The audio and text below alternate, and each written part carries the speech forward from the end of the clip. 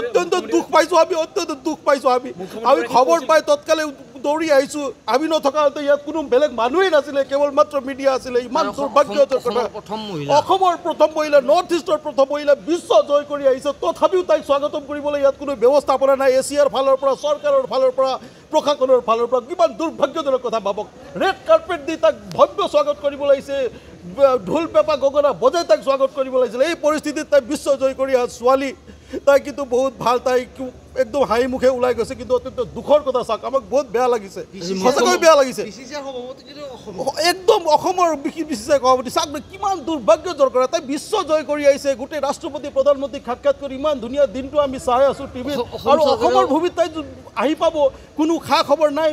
অসম চৰকাৰেও কোনো গুৰুত্ব দিয়া নাই, একেবাৰে দিয়া নাই, একেবাৰে দিয়া নাই। এছিয়াই দিব লাগিছিলে, ইয়াত অসম চৰকাৰে দিব লাগিছিলে। ক্ৰিকেটৰ লগত সংলগ্ন বিভিন্ন সংঘ সংস্থাবিলাকে স্বাগতম জনাব লাগিছে। এইটো প্ৰমোচনৰ সময়, নতুন জেনেৰেশ্যনক, ল'ৰা ছোৱালীবোৰৰ ক্ৰিকেটৰ প্ৰতি আগ্ৰহ বঢ়াবৰ কাৰণে, খেলৰ প্ৰতি আগ্ৰহ বঢ়াবৰ কাৰণে তাইক যিমান ভালকৈ আপুনি উৎসাহিত কৰিব। আজৰি সময়ত সন্মান দিলে নহ'ব নহয়।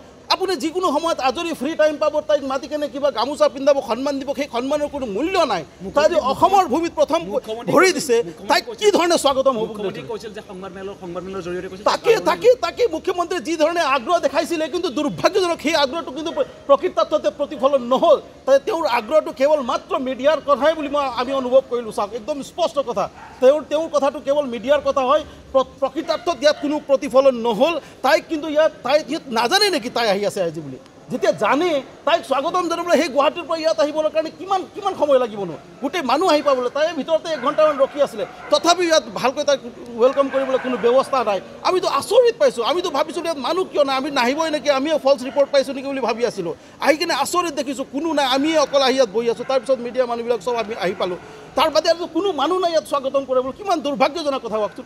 ইয়াৰ আগতে কিমান খেলুৱৈবিলাক আছিলে ইয়াত, কিমান খেলুৱৈ ইয়াত আহিছিলে, ৰেড কাৰ্পেট দি ভিতৰৰ পৰা একদম ঢোলে ডগৰে স্বাগতম কৰি লৈ অনা আমি দেখিছোঁ বিগত সময়ত।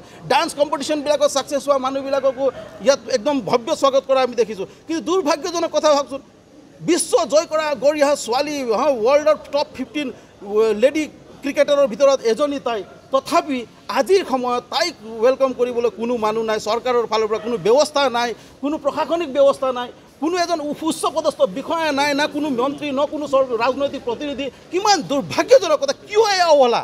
এই অৱহেলাটো কিয় আমি বুজি পোৱা নাই। একদম অত্যন্ত আঘাত পাইছোঁ আমি, সঁচাকৈ বহুত আঘাত পাইছোঁ। মই নাজানো কি কথা, আমি নাজানো, ইমান আমি ঠেক